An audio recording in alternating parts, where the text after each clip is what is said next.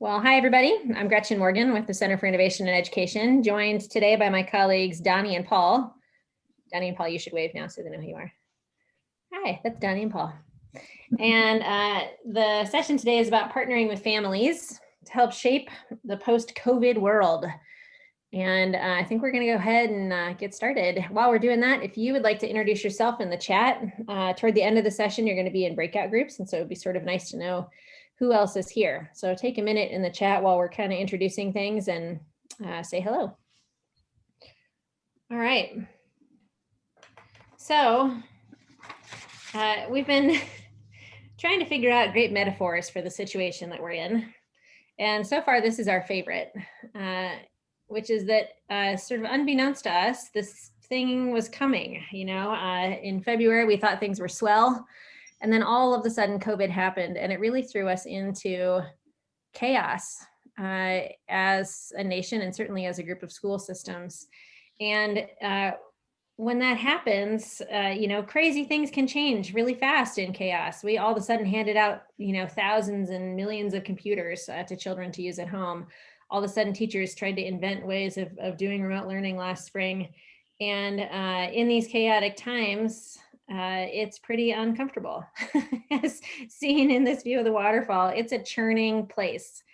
And our feeling is that although we've made it through the drop off of that waterfall, we are still in the churn.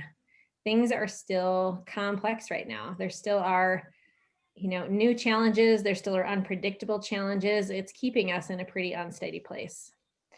But one thing has emerged in this time that we think is really powerful and would be a real shame to miss and not take advantage of in the future, which is a really different kind of transparency with families, a really different kind of partnership with families, and really seeing families play such a strong instructional role in kids' learning and also having insights to help us look forward. And so we are really trying to figure out, how can we be good at partnering with families so that we can work together in this churny, messy time and keep our little boats afloat and keep families from leaving, which is happening in some places around the country, and keep kids from leaving. There's terrifying data about projected increases in opportunity youth. And the more we think about it and the more we observe and the more we listen, the more we think partnership with families is really going to be the way that we find a way to stay in the boat and keep going. Go ahead, Donnie. Well, one thing that we want to recognize is that just to extend the metaphor, and I was a science teacher for many years, and so I love metaphors. I live in the metaphor space. And what we know is that we're actually really still at the bottom of the waterfall. This is from a paper from Science magazine detailing that based on models of infectious disease, we're just really at the beginning of all of this, that we're going to be seeing intermittent social distancing into 2022 and really probably rolling waves of measures needing to be taken all the way through 2024. And I think we all just need to look at the only confirmation we need to know that this is likely true is that look on your Facebook about how many people are going to take the vaccine when it first comes out. And you can probably project that this is a long haul game and that we need to figure out a way to get out from under the deluge of water, or we're going to be pummeled under.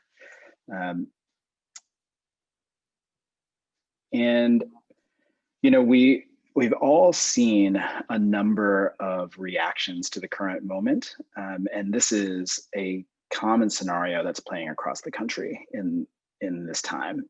We have schools that are asking families to, elect whether or not they're going to come to school, and this is an example from a local school where we have 26% of students who've said yes, we would like to come in October, let's say.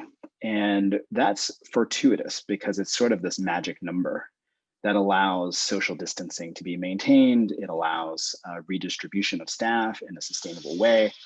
However, we know that if what we've seen is districts needing to remain virtual and stay really like remain virtual, which would then has been pushing off this conversation, and people are becoming more and more in question of like whether or not they're going to be able to come back, whether or not they need to come back. And we have this terrible hypothetical space of like, well, what if 40% of families need to return in January if they've pushed off this conversation and pushed off this decision? Then we have numbers that actually don't work out well for this kind of situation. And we start to then see, with districts pushing off, making any necessary decisions, we start to see families making some tough choices. And this is something, I'm sure, again, thinking about our social media, we've probably seen things like this as families are faced with really, really challenging decisions. And so I'll let people just take a second to read this.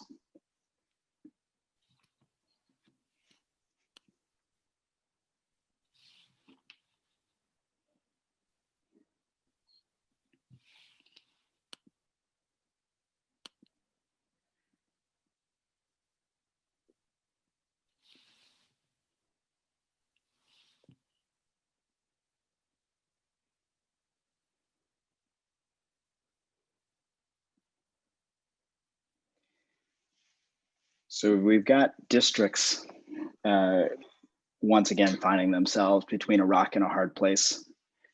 We find families faced with very challenging choices, and we see communities waiting desperately for schools to be able to reopen. And so this is, pushing us into spaces where we are going to be all grappling with really, really intense choices. And so this is just something that we wanted to frame up because families are a critical part of the instructional core now, as Gretchen said on that first slide. And so we are now in this place of wanting to invite them in because of some of because of the role that they play in managing these challenges. So hi, this is Paul. So as Donnie and Gretchen have shared, right now we're seeing these kinds of circumstances emerging all across the country. Parents and families are really facing a growing sense of desperation as COVID-19 continues to rise.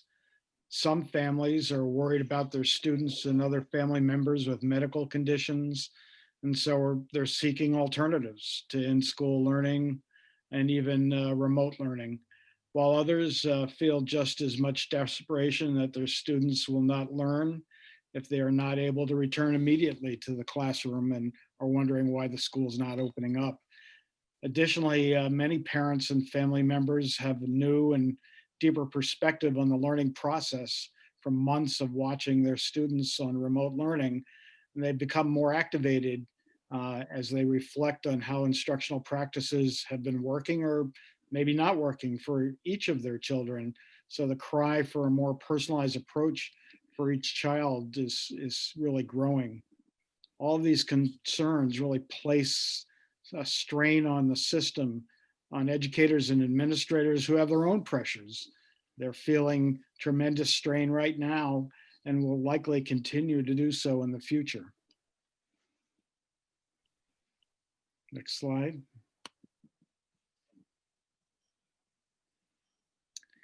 So let's stop for a minute, and in the chat, let us know how these descriptions that we've shared with you, how consistent or inconsistent does our narrative that we've shared with you, how does it feel to your own experience? In what ways does your context differ? Take a couple minutes and give us your thoughts in the chat.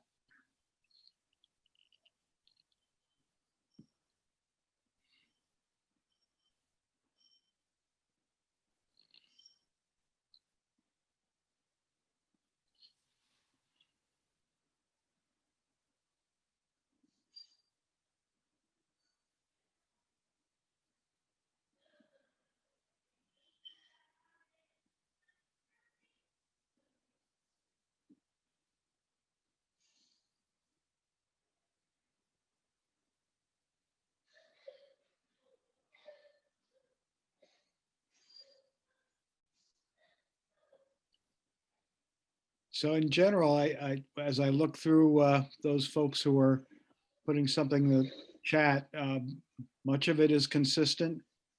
Some adversarial roles, some complexity in how you're coming on to in person or remote. Issue of whether students are dropping out or opting out or not might not be happening in other countries. Um, and then also whether folks are weighing in at all, whether we're hearing from them. And then just a general all over the map. So let's move on. So if you saw our opening presentation as accurate or not, or you're seeing some other contextually important issues as you're talking on the text, we see the question before all of us as, how do we keep everyone in the raft that Gretchen and Donnie shared with us a few slides ago? How do we manage the current, this complex, rapidly developing situation? And how do we ride the rapids before us, those uncertainties and pitfalls ahead? How do we learn to paddle together? And by this, we don't just mean we as educators, because we are all finally realizing that we're not the only ones in the raft, but the kids, the parents, family members, and even others in our community are in the raft with us, and they need to paddle with us. How can we all work together to support the learning process for our kids' futures? So the way that we at CIE have worked to answer this question is by generating a list of tenets that we think can apply in pretty much any engagement interaction where people are aiming to create solutions like this together to get out of the current conundrum.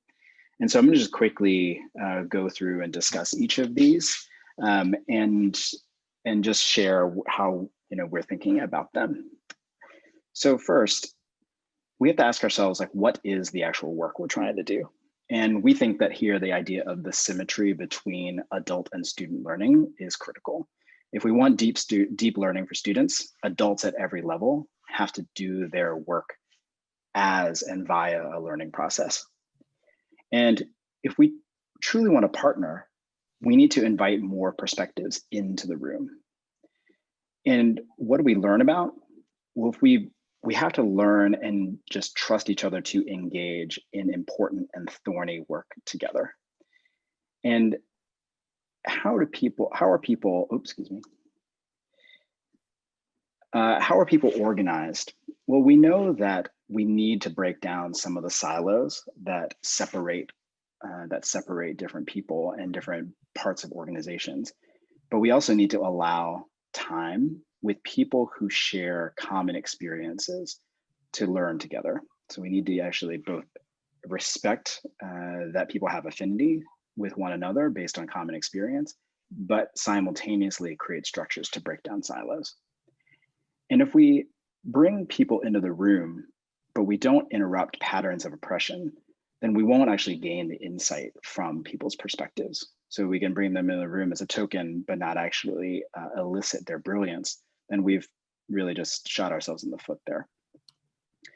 And we have to focus on building things together so that we feel a sense of ownership. And in this last piece of the long game is acknowledging that we can start this type of work and this way of working in one team, but we need to find ways to spread these ways of working across organizations and across communities. So we think that these equity-seeking tenets are the foundation of radically different ways of working with families. But I also want to acknowledge that these are things that have emerged from work that we have done with communities, and we are building on many, many other frames that bring in a lot of the same ideas. And so this is our conception of it, and has fueled work that bridges states, state apparatus, districts, communities, schools, like this, we think these are framed in ways that can apply to many different contexts, and actually, in fact, across some of those contexts as well. Now, we're not going to try to hypnotize you, but we did want to show this because it does capture an important concept here that we want to dive more deeply into. So one of the things that we said in the last slide was that we wanted to spread these ways of working.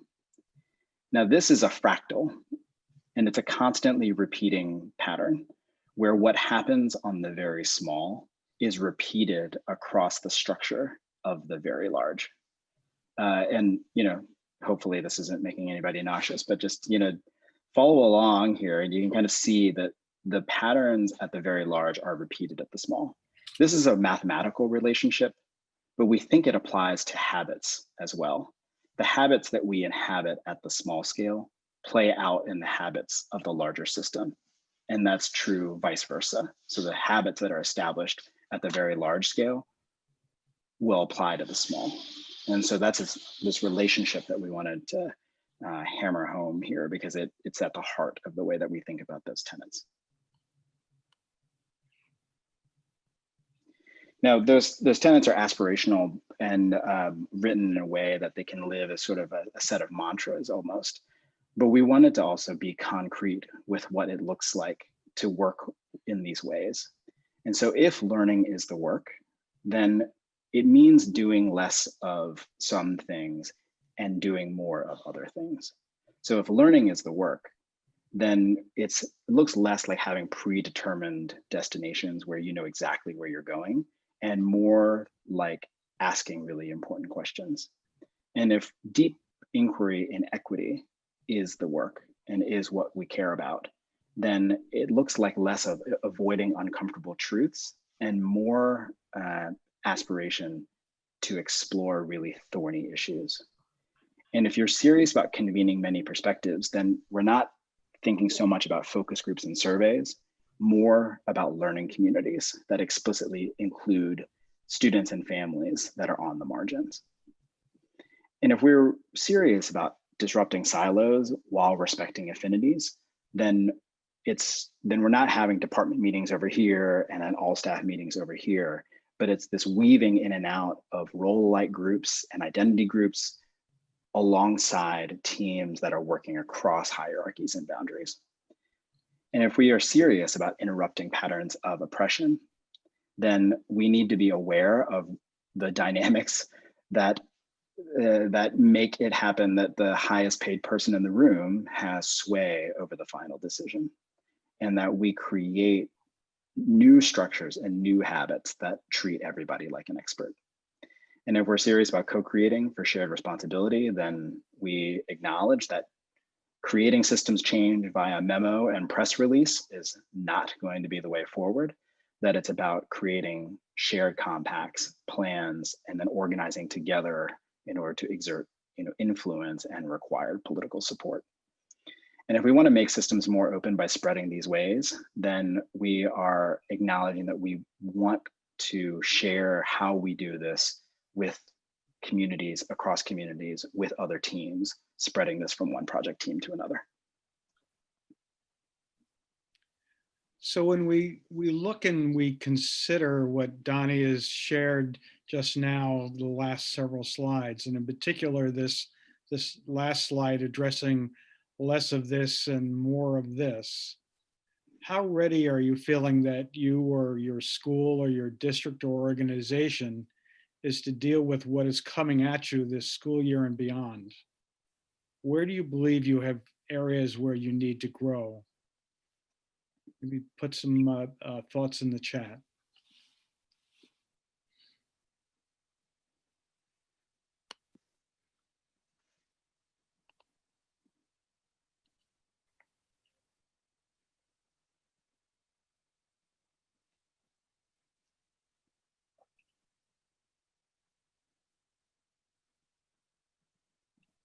And while you're doing that, let's move on to the next slide, Gretchen.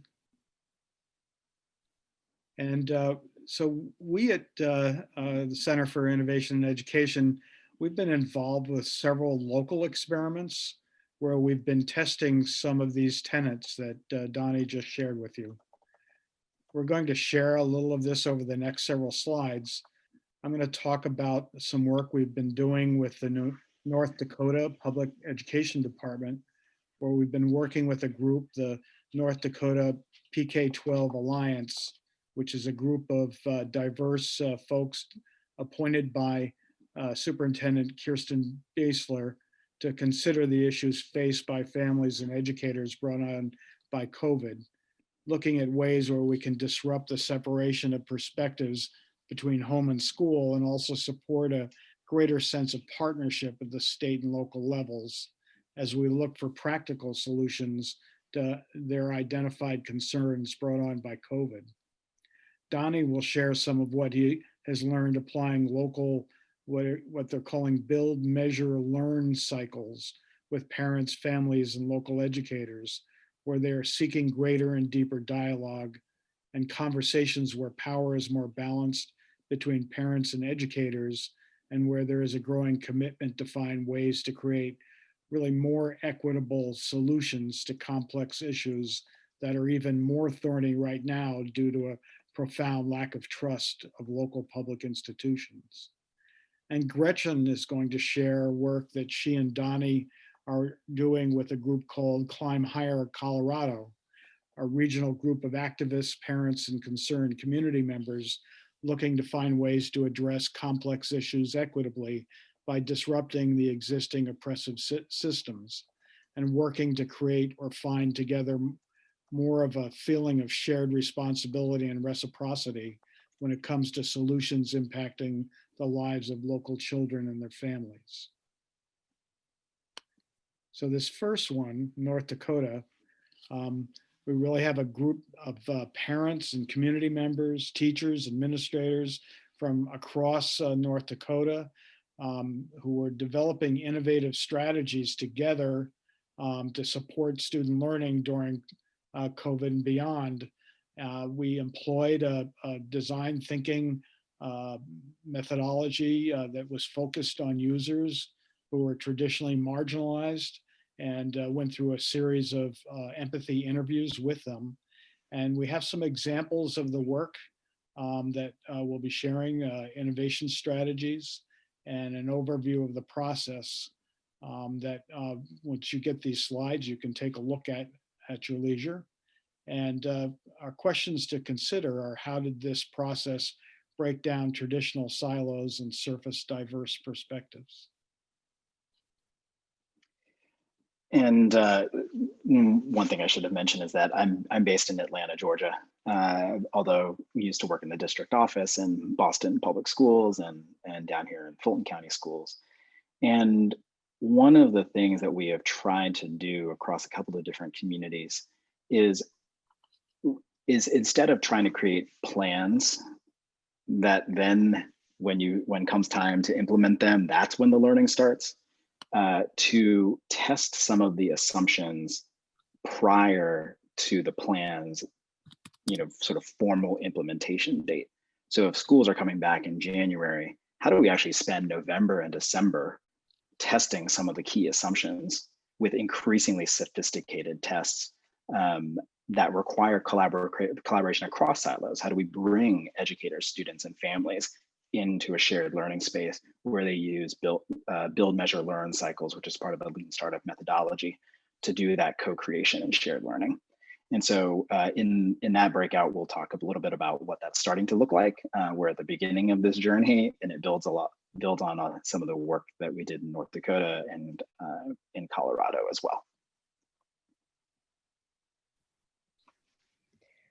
So in Colorado, there's a nonprofit partner of ours called Climb Higher Colorado, which does quite a bit of work to engage families in dialogue about schools in general. But this project is really specific, with 4 teams from schools and districts across the state. And each team has in it educators, families, and students. And these teams came together because like the invitation to join this basically was, this is a weird time. There are gnarly problems. how about getting a little bit of help and working together to figure out solutions that really work for everyone in this time? And so we put out an invitation. These 4 groups responded. And the focus there really has been trying to use the liberatory design process, which I'm sure many of you are familiar with, which is an adaptation of design thinking created by the D School, but also the National Equity Project in partnership.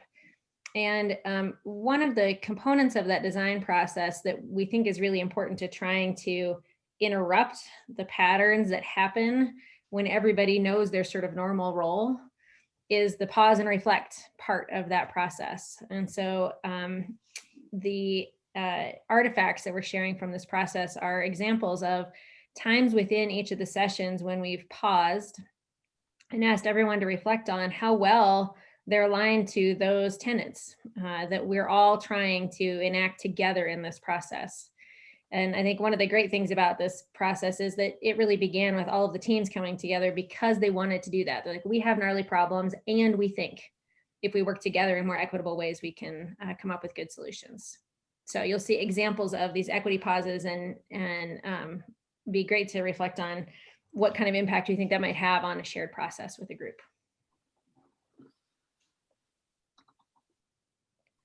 So we're going to give you the chance to go into breakout groups. This promises to be a somewhat awkward process of me assigning you to breakout rooms. So I apologize in advance, but what we'd like you to do is just put in the chat, would you like to go to the Climb Higher group, the Build, Measure, Learn group, or the North Dakota group? You can see here the prompts for discussion here for each of those groups. And if you'll let me know, then I'll start making the breakout groups, and we'll head out into breakouts for how much time, Donnie, in our breakout groups? I think that we'll see where we are at 15 minutes. It might be a good, anyway, if people need more time, we can do that. Okay. Thanks for those of you who are chatting.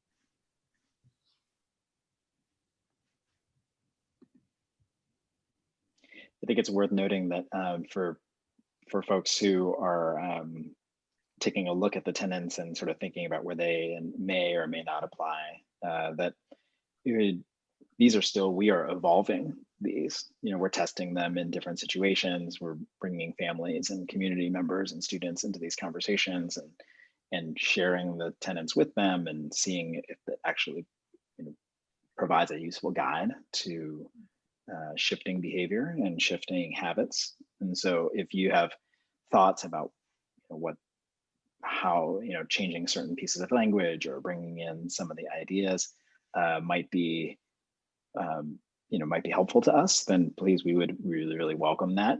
There will be some time at the end for folks to share feedback and sort of points of resonance with the tenants. So just keep that in mind, that this is a shared, actually, we're trying to live out the tenants in certain ways right here. We're trying to invite you all into shared learning about them and shared co-creation regarding them, and being transparent with how we've tried to use them and what we've learned and what we still have to go, where we still have to go. So I think I have a good start here. I think I'm going to go ahead and open the rooms, and then I'll just keep talking to you all who are not yet assigned and make sure I get you where you want to go. All righty.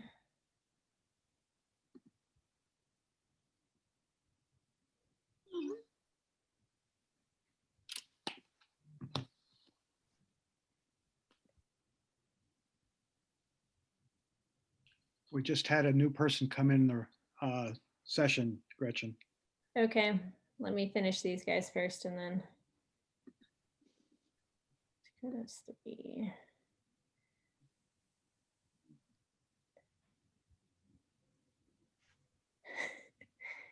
Live action team assigning is such a nightmare. I got you. All right, Laura, into North Dakota you go.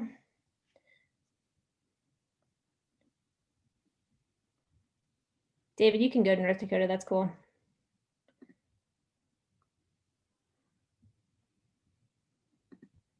Boop, boop.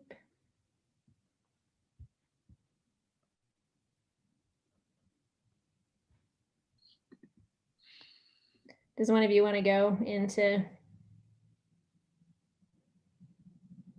Oh, thanks.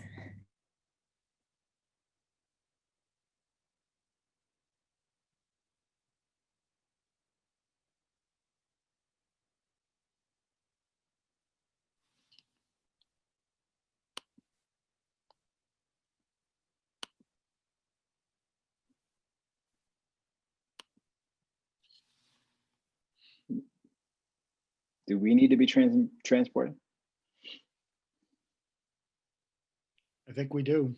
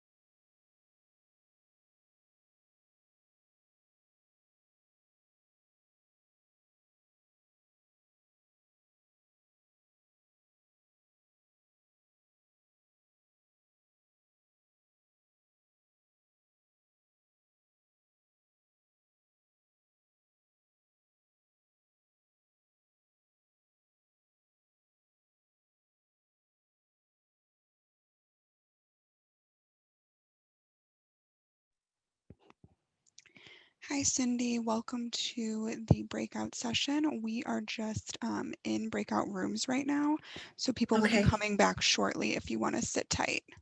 Okay, thank you. Sorry, I have Thanks. a doctor's No, appointment. no problem at all. We're happy you could make it. Thanks.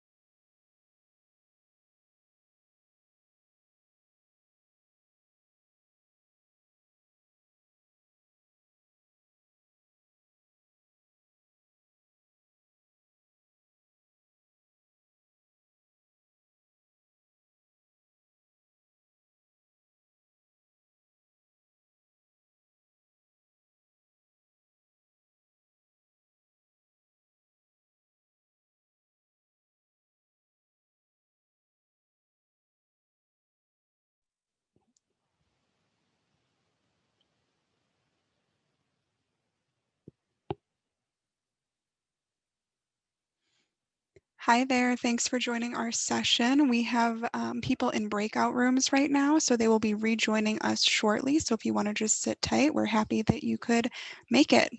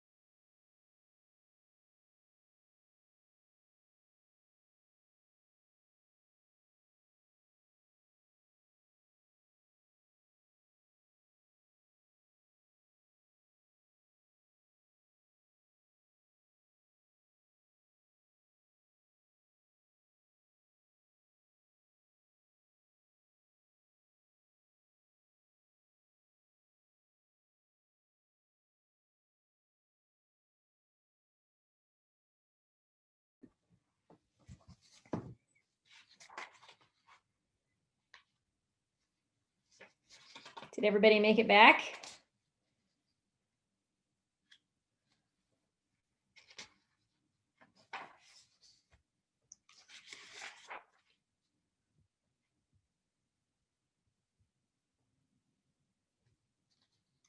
Donnie, if you're talking, you're muted. I don't know how that happened. So in our last few moments together, we wanted to hear about folks' reflections on the tenets. You've seen now the way that the tenets have played out in some of the work that we've done with various communities and schools and states. And it was an evolutionary process. You know, we came in with some ideas about co-creation.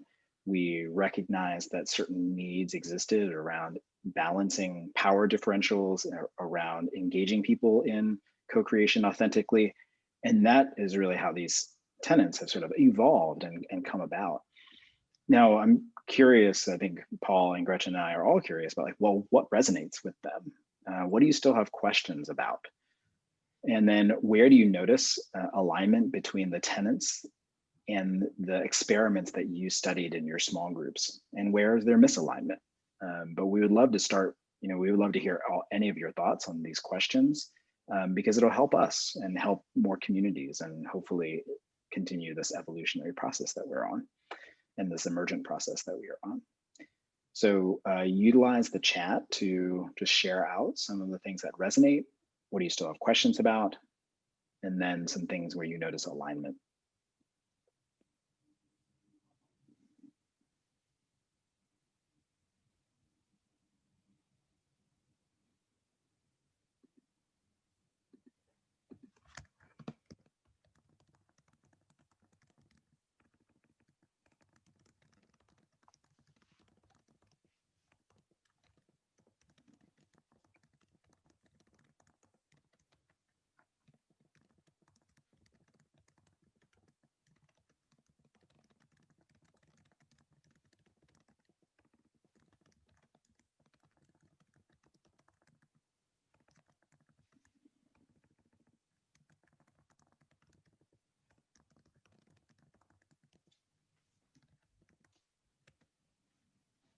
Thank you, Lauren. Lauren is sharing a survey link and the agenda for future breakouts in the next go around.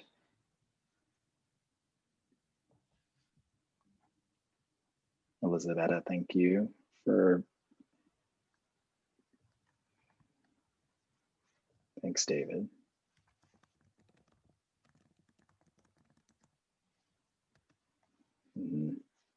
Yep, I think we've thought a lot about including the right people in the room is only the first step.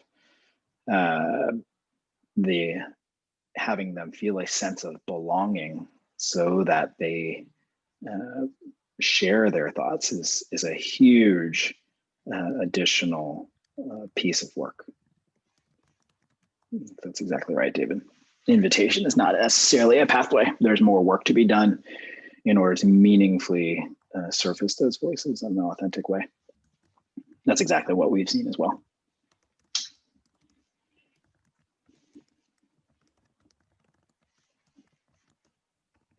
Okay.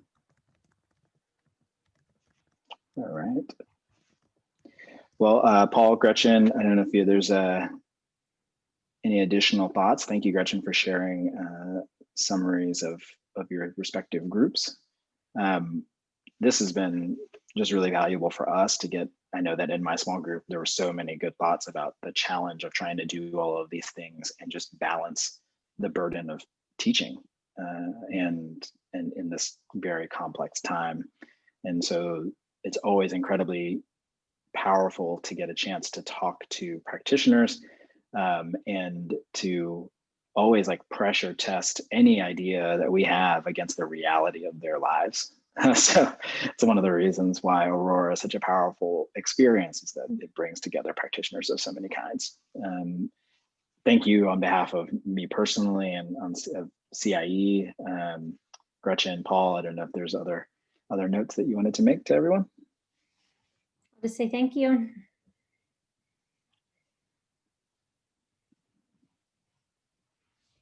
Awesome.